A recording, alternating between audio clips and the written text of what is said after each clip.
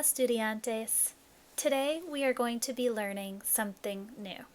The Preposiciones de Ubicación, prepositions of location, which we use to describe where people, places, and things are in relation to each other. For example, in English, we use prepositions of location all the time, like next to, on top of, underneath, in front of, behind, between, far from, close to. So, as we move through this slideshow, you will want to take notes. So, right now would be a good time to take out a pen and a piece of paper or some other way to take notes, because this is going to be some new information. Let's get started. In this slideshow, you are going to see a lot of my dog, Nellie. We went out on a walk today, and I decided to demonstrate to you the 8 prepositions of location that we will be learning next by taking photos of Nellie in relation to other things. So, here, for this one we have Nellie está al lado del árbol. So just by looking at the picture here, can you maybe guess what al lado de means? Nellie está, Nellie is blank árbol, meaning tree. So where is she in relation to the tree? You probably guessed it, al lado de means next to. Moving on to the next one. Nellie está delante del arbusto. Está delante del arbusto. So think about it. What do you think delante del means?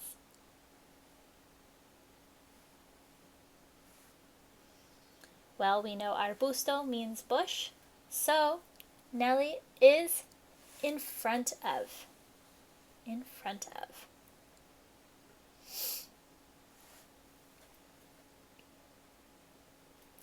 Nellie está encima de la roca. So see if you can figure out what encima de means, just by looking at the photo. You probably guessed it, encima de means on top of. Nellie está debajo del aro de baloncesto. Now, the word aro de baloncesto means basketball hoop. So take a look at where she is in relation to the basketball hoop. See if you can guess what debajo del means. You probably guessed it right. Debajo del means underneath. Now I'm going to take a quick pause here because you may be wondering why in some of these prepositions you have del, and in some of these prepositions you have de la. This all depends on the word that follows the word de. Because remember, if de is followed by a masculine singular word and has the article el, you need to merge de and el shloop into one word. We learned that previously, but I wanted to remind you in case anybody had that question. Moving on. Nellie está detrás de su mamá. So where is she in relation to her mom? Detrás de significa behind. She is behind her mamá. Nellie está entre dos árboles. Can you guess what entre might mean by looking at the photo? Entre means in between. You probably guessed it. Nellie está lejos de los otros perros. So where is she in relation to the other dogs? Lejos de, as you may have guessed, means far from. As opposed to in the next slide, it says Nellie está cerca del otro perro. Cerca del means close to. Luckily, dogs aren't having to social distance like we are. Ahora tú vas a practicar. You are going to practice. So I want you to look at the photo and tell me, ¿Dónde está Nellie in relation to el mar? In case anybody needs their memory jogged, ¿Dónde means where. So where is Nellie in relation to el mar, the ocean? Take a minute to write this down. I'll give you a few more seconds before I reveal the answer.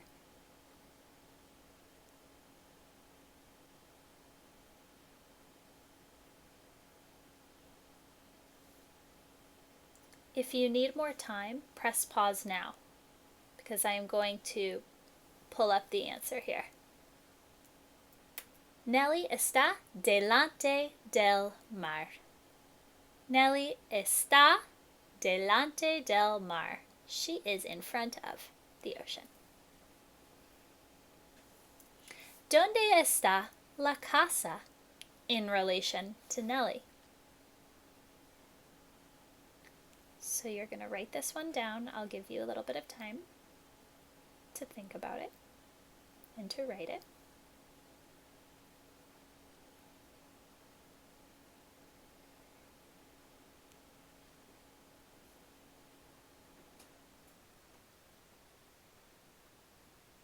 Okay, if you need more time, press pause now, because I'm going to pull up the answer. La casa está detrás de Nellie. La casa está detrás de Nellie. The house is behind Nellie.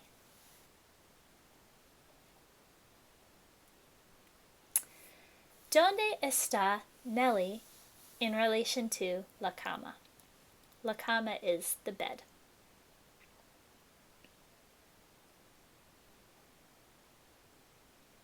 So think about this. I'll give you a few seconds to think and write down your response. So where is Nellie in relation to la cama?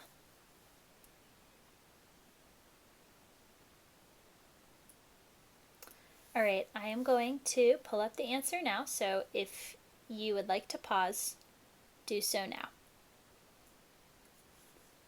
Oops. Nellie está encima de la cama. Nellie está encima de la cama. Nellie is on top of her bed. Okay, so let's think about this. Why do you think we use the verb estar with prepositions of location? Because as I'm sure you noticed, in all of those descriptions of Nellie, we were using the verb está.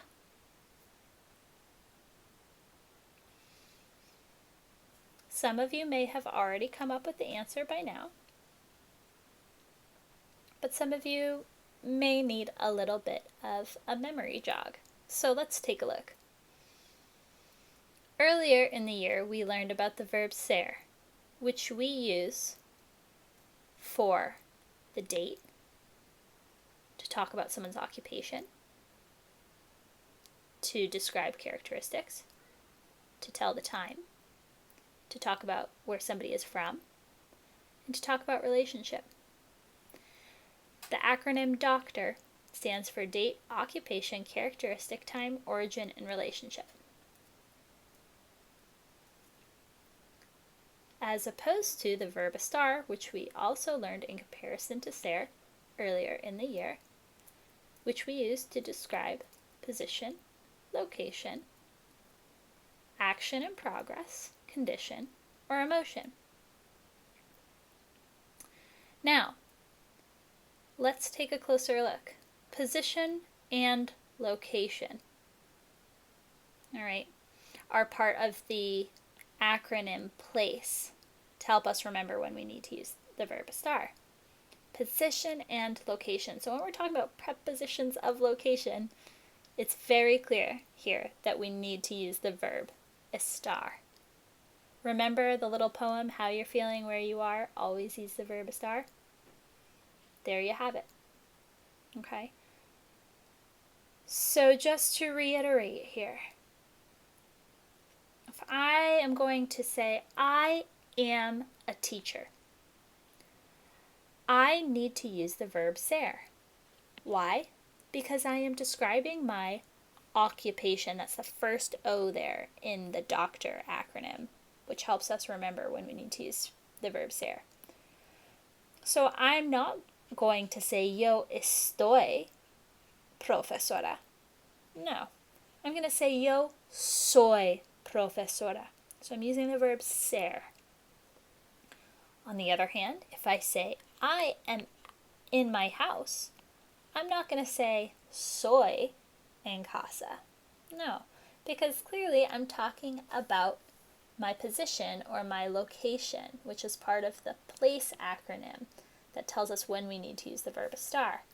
So instead of saying, yo soy en casa, because that would be wrong, I would say, yo estoy en casa. Let's quickly review the conjugations of the verb estar, since we're going to be working with estar quite a bit. Yo estoy, I am. Tú estás, you are. Él, ella, usted está, he, she is, you formal are. Nosotros estamos, we are. Vosotros estáis, y'all are. Ellos, ellas, ustedes están, they are, or you all formal are. So hopefully you've taken some time to write all of this down. If you need to pause the video, you may. If you still need to take down some additional notes. Okay. Vamos a repasar. We are going to review. Al lado de. Delante de. Detrás de. Debajo de. Encima de. Entre. Lejos de. And cerca de are the 8 prepositions of location that I want you to write down, that I want you to learn. Let's do a quick pronunciation exercise. Please repeat each preposition of location after me. Ready? Al lado de. Delante de. Detrás de. Debajo de. Encima de. Entre. Lejos de. Cerca de. Muy bien. Hopefully you repeated after me. It's always good to practice our pronunciation. Alright, now that we've written those down, let's talk about your tarea, your homework.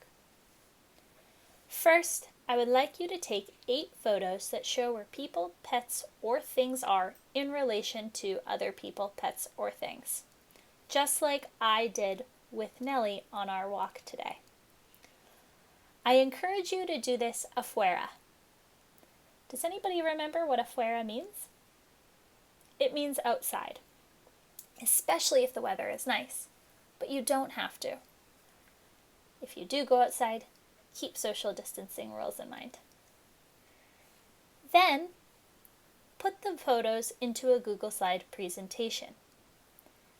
Just like I put my photos into this presentation. There should be 8 slides with 1 photo per slide. Write 1 sentence in Spanish to describe each photo using the verb estar and a preposition of location, just like I did to describe each photo of Nellie. I used the verb estar and a preposition of location to describe where she was. Use all 8 prepositions of location. Do not repeat any. Next, attach your Google Slide presentation to Assignment 2 in Google Classroom, as opposed to sharing it with me via email. Finally, I would like you to spend at least 30 minutes this weekend studying the prepositions of location, however you would like, on note cards, through Quizlet, on a graphic organizer, whatever works best for you. We are going to continue with prepositions of location next week. That's all. So adios from Senorita T, that's me, and Nellie. Please feel free to drop into my office hours today. Remember, each day I will be on Zoom from 10:30 to noon and from 1 to 2:30. So if you have any questions, comments, or concerns regarding this assignment or anything else having to do with Spanish class, feel free to stop on in and we can chat. All right, everybody, have a wonderful day. Hasta luego.